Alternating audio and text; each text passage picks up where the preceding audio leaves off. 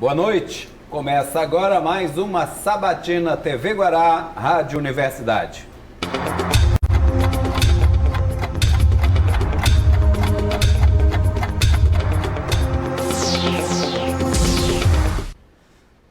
Informamos aos nossos companheiros telespectadores que protocolamos no Tribunal Regional Eleitoral as regras da Sabatina, que foram discutidas e aprovadas em reunião com representantes de candidatos e partidos.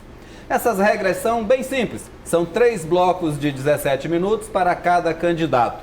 No início de cada sabatina, faremos uma mesma pergunta para todos os candidatos. Depois os temas são livres até o fim do programa. A sabatina está sendo transmitida em TV aberta no Canal 23, Canal 21, quem tem assinatura da TVN, Canal 23 para quem é assinante da NET, pela TV Guanaré de Caxias e pelo Facebook. Você também pode baixar o aplicativo portalguará.com ou mesmo ir direto no site e assistir ao vivo a TV Guará em todo o Maranhão. Então fica a dica, participe aí através das nossas redes sociais. A ordem das sabatinas foi definida por sorteio na presença de todos os representantes. Tivemos algumas trocazinhas entre candidatos, tudo acertado entre eles. E hoje, damos continuidade à sabatina, recebendo o candidato ao Senado. O nosso convidado de hoje é Alexandre Almeida. Conheça um pouco da história dele. Alexandre Almeida tem 35 anos, é advogado e especialista em direito tributário. Vive em Timon, no leste maranhense, com a esposa e o filho. Foi eleito vereador do município aos 21 anos e hoje está em seu 2º mandato como deputado estadual. É o candidato mais jovem a concorrer ao Senado Federal nas eleições de 2018. Bom, o nosso time hoje começa completo com Natanael Júnior, Marcos Saldanha. Tudo bem, professor? Boa noite. Muito corrido boa noite. Hoje, né? Adalberto Júnior, nosso representante da Rádio Universidade. Nós recebemos hoje Alexandre Almeida, candidato ao Senado. Seja muito bem-vindo, candidato à TV Guará. Boa noite, Geraldo. Boa noite a todos os jornalistas aqui presentes. De forma muito especial, boa noite a você que está agora nos assistindo, seja pela TV Guará ou também seja pelo rádio, que também está transmitindo esse momento. E quero aqui reconhecer a importância desse momento. Essa sabatina, ela irá dar oportunidade para todos os maranhenses de conhecer os candidatos, as propostas. E eu entendo que esse é um momento muito importante para a nossa democracia brasileira, em especial do Maranhão. Por isso eu quero, ao mesmo tempo, parabenizar a TV Guará, quero agradecer por essa oportunidade. Ok, nós que agradecemos pelo seu deslocamento num momento tão intenso de campanha. Mas então comece nos dizendo, candidato, por que o senhor quer ser senador do Maranhão? Olha só, eu sou Alexandre Almeida, eu tenho 35 anos de idade, sou advogado e sempre tive a compreensão que a política é um instrumento que todos nós temos para participar e construir a sociedade que nós queremos. Por essa razão, em 2004, eu me coloquei como candidato a vereador de Timon. Eu não venho de nenhuma família tradicional da política, nem de Timon e nem do Maranhão. Consegui me eleger dentro de uma proposta de renovação política no município de Timon. Fui o 4º mais votado, a partir daí pude iniciar minha vida pública. Em 2006, fui candidato a deputado estadual. Não me elegi, mas não me abati. Em 2010 eu fui novamente candidato a deputado estadual, oportunidade que tive 18 mil votos. Fui o último colocado dos 42, mas tive a oportunidade de me eleger. Pude desenvolver um mandato muito representativo para a nossa região, considerando que o mandato de deputado estadual ele termina sendo voltado para o distrito que você representa. Em 2012 fui candidato a prefeito de Timon. Faço um enfrentamento a uma oligarquia muito forte, não conseguimos ganhar a eleição. Em 2014 consegui dobrar minha votação como deputado estadual. Em 2016 eu fui candidato novamente a prefeito, quase ganhava a eleição e agora caminhava para um 3º mandato mas fui convidado pelo PSDB para ser candidato a senador da República. E eu, então, aceitei o desafio porque eu entendo que nós precisamos promover verdadeiramente uma renovação no Senado Federal. Por isso, aqui estou como candidato a senador para entregar a você, maranhense, uma candidatura diferente de tudo o que aí está. Uma candidatura diferente e que você possa, de fato, então, dentre os 2 votos que você vai ter nessa eleição para o Senado Federal, poder, então, escolher um candidato novo, mas, sobretudo, que representa a nova consciência da nova política brasileira que tanto nós precisamos, diante dessa frustração, dessa decepção que a gente tem assistido diariamente com a velha política no Brasil e no Maranhão também não é diferente. Candidato, o senhor disse que não vem de família de política, mas o senhor não é sobrinho do João Alves, aquele lá do orçamento que ganhou um monte de vezes na loteria, inclusive? Isso, a minha mãe, ela se separou do meu pai, eu tinha 2 anos de idade e por essa razão eu fui morar em Timon.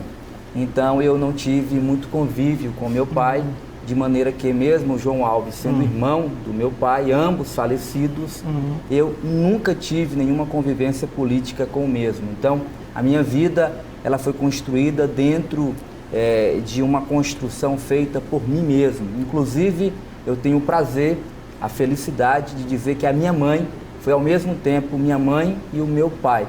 Meu pai nunca me faltou nada, mas eu fui criado apenas com a minha mãe lá em Timon. Então, assim, embora tendo essa relação do meu pai com o João, eu nada tenho, nem de convivência, e nunca tive nem convivência com ele. É importante esclarecer, porque foi divulgado aí na imprensa. Isso, Mas isso eu até agradeço por essa oportunidade, porque de fato tentam de todas as formas trazer informações que não tem nada a ver com a minha história política, de maneira que quando o João Alves inclusive morreu, e eu nem tive a oportunidade de conviver com ele. Mas só um segundinho, o senhor falou muito da nova política. Pareceu até candidato da Marina, né?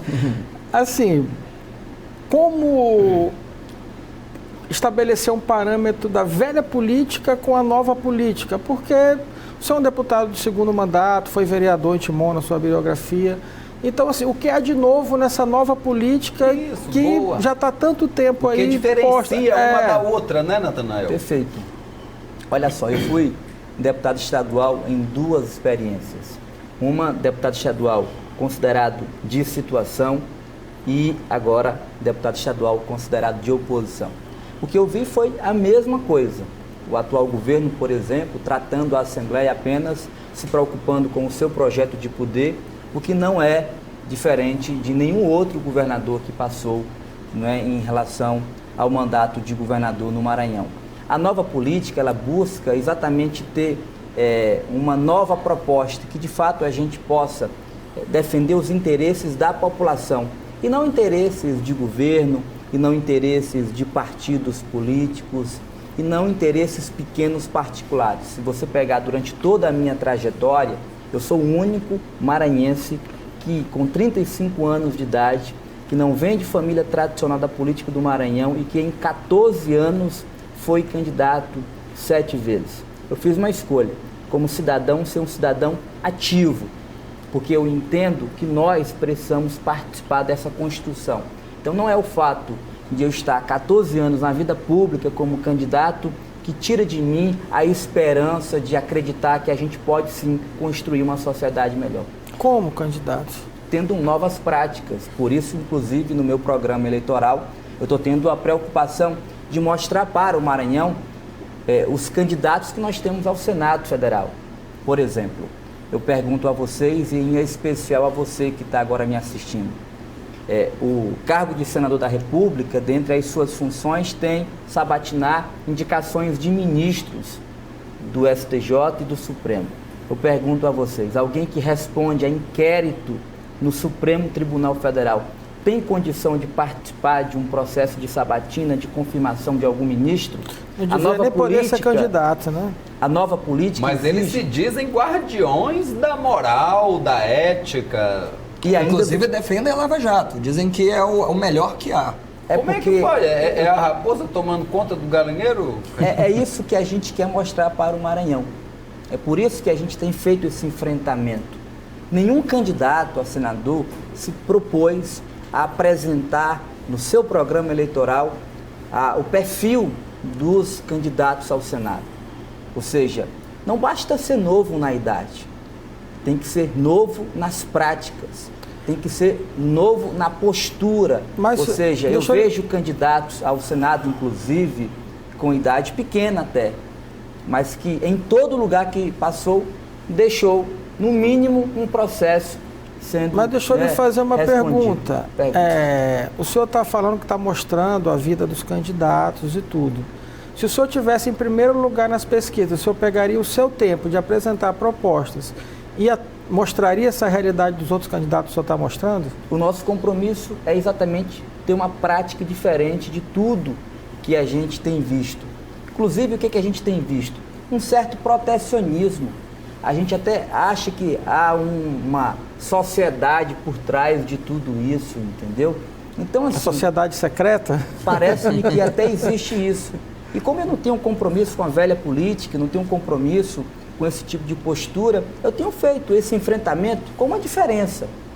De frente, com a verdade. Eu não fico utilizando ferramentas obscuras. Pelo contrário, eu mostro a minha cara e digo, olha, nós podemos ter sim uma candidatura de senador diferente. Não apenas ficha limpa, mas vida limpa. Eu nunca respondi a um inquérito policial na minha vida. Isso é ser diferente. Eu não tenho na política a minha profissão. Muita gente me pergunta, mas Alexandre, por que você deixou de lado a sua reeleição de deputado, em tese, que seria muito tranquila, para um desafio desse ousado? Exatamente porque eu entendo que política não é profissão, política não é fonte de renda, mandato não pode ser carreira. Eu vejo, inclusive, alguns candidatos valorizando experiência. E eu me pergunto, onde está essa experiência que nunca foi colocada a bem do Maranhão? A gente anualmente vê o relatório do IBGE e o Maranhão vive um dos piores indicadores sociais, não de hoje, mas já de há muito tempo atrás. E eu me pergunto, e essa experiência que é colocada agora, inclusive sendo colocada como algo de vantajosa, de diferente, o que é feita dela em relação a esse enfrentamento? Aí eu vou trazer, por exemplo, uma realidade que é um compromisso meu chegando ao Senado. O Código Penal brasileiro, ele é de 1940. O Código de Processo Penal no Brasil é de 1941. Será se um Código Penal de 1940 é capaz de regular uma sociedade hoje? E o Congresso, aonde está, o que está fazendo, que não tem capacidade, com essa experiência toda que tem, de atualizar o Código Penal, que é um grande problema.